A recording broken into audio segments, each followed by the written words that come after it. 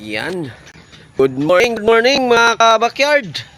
So ngayong araw na to guys, no, magpapakasta tayo ng ating inahin kasi standing heat ng ating pangalawang inahin ngayon, no. So papakastahan natin siya. Ilang araw din natin siyang inabangan, no, kung kailan talaga siya mag-standing heat. So ngayong araw, luckily na standing heat na siya guys, no. So ano nga ba yung standing heat? Bago yan guys, ano nga ba yung standing heat? Standing heat guys, yan yung sa mga baguhan yan, no. Yan yung pinakatuktok ng paglalandi ng ating inahing baboy, no? So yan din yung pinakamataas na tsansa na mabubuntis yung ating inahin. So yan, pagka medyo naglalandi pa siya unang araw, dalawang araw, hindi pa talaga siya sa pinakatuktok, may tsansa pa yan na piliin natin hindi mabubuntis, hindi rin yan magpapakasta ng ating butakal kung tawagin dito sa amin, no, yung lalaking baboy. Pag iniay naman natin siya, maliit din ang tsansa mabubuntis niyan. So kailangan malaman natin kung kailan talaga yung pinakatuktok. So paano nga ba natin malalaman mga kabakyard kung naglalandi ang ating mga baboy o ating mga inahin? So unang malalaman natin yan pag naglalandi guys, may mga sinyalis yan eh. Una, namamaga po yung ari ng ating inahin, no. So pag namamaga po siya at medyo mapula-pula or mapink, yan, sinyalis na po yan na siya ay naglalandi rin. So ano pa nga bang ibang sinyalis, no? Bukod sa pamamaga at nagpipink, ilang araw na siyang ganun, ibang sinyalis pa niyan guys ay malalaman natin pagka siya ay standing heat na talaga, ay may nalabas po sa kanyang ari. So yun na may nalabas na liquid na parang transparent guys. Pag yun ay nilabas na siya ng ganun, so kailangan po natin talagang bantayan yung ating mga inahin, no. Tinitingnan natin sila pa from time to time, lalo pag nag-aabang tayo ng naglalandi na sila, para makita natin kung talagang nag-i-standing heat na siya, no. So usually naman guys, nasa 3 to 4 days yan nalabas, no, yung pinakatuktok niya. So pagka nangyari na po yung ganon, pag nakita mo na lumalabas na dun sa ari niya, yun na po yung time na pakastahan na natin siya or iipa-iay na po natin siya kasi nasa tuktok na po yun ng kanyang paglalandi, no. Malataas na tsansa na siya ay mabubuntis at marami ang kanyang mga anak.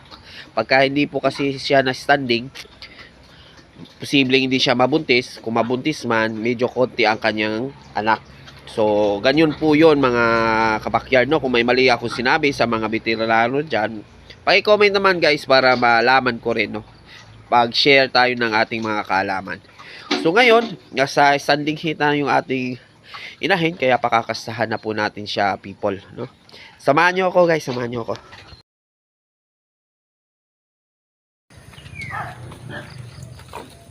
Asa ba na? Pagawason to?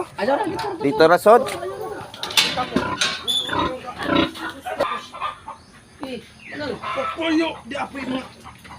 Mga kabakyard, at tadi ni kabakyard, no, ga pahabal ta sa ato ang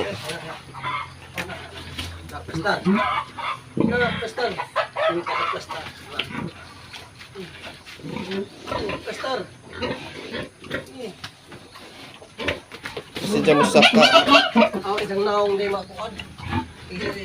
Balik pastar. na Pastar.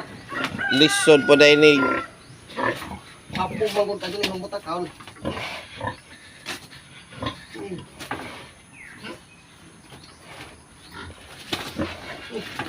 Sige, so na to.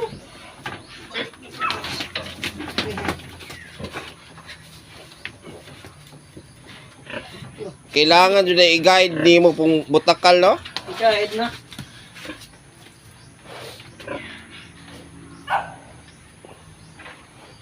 Kay di siya ka kuan kaigo. Oh, labi naghabog. Mm.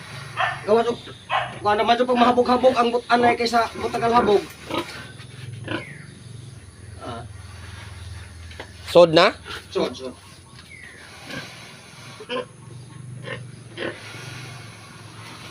Dili lagi may tubog di mo ko kini nag-ihi pahabal ni. Kabakyard, ipahabala na nato ang kaduha kay Sorry, di apo yung sisi. di naman ay kailangan hiktan. Sibra, sibra. Sibra.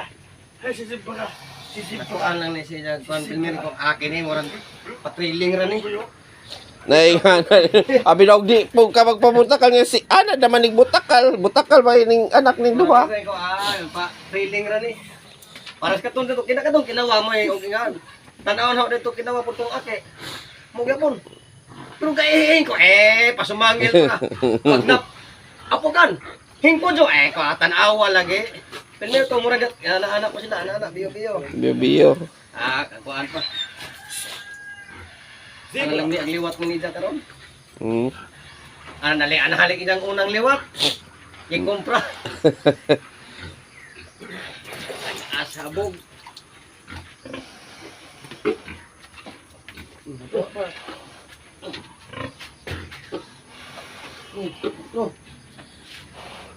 Dugay po dahil ni si Jam mahuman na. Oh, wala po ikuan dipindi.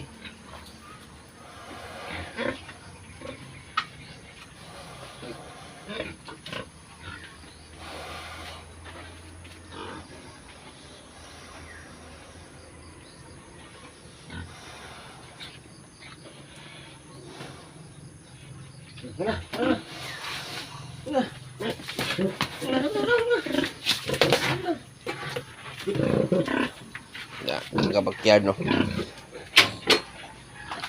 Mga palatandaan ng naglalandi, no? Yung Lagi sa ugmong ko na utro siya. daga na. Bruno. Suko pa si Jao, gusto pa si Ja.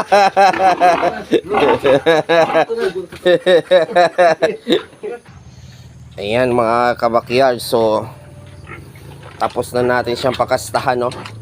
So mga palatandaan mga kabakyard na naglalandi ng ating inahing. Una, medyo pink-pink yung ari nila mga kabakyard, yun makikita nyo mapink-pink or mapula-pula, no?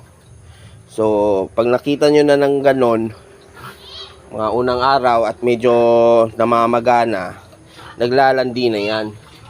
Tapos ang kasunod nating palatandaan mga kabakyard, pag yung standing heat niya na kung tawagin, talagang yung landing-landi na siya, medyo may lumalabas na liquid, no, na parang transparent sa kanyang hari. Yun po yung palatandaan mga kabakyard na magpapakasta na yung ating inahin. Kaya dinalhan na natin siya ng lalaki kanina, no, o yung butakal kung tawagin dito sa amin. Ayun, nakasahan na to siya. Tapos ililista na natin dito sa ating listahan ng ating no.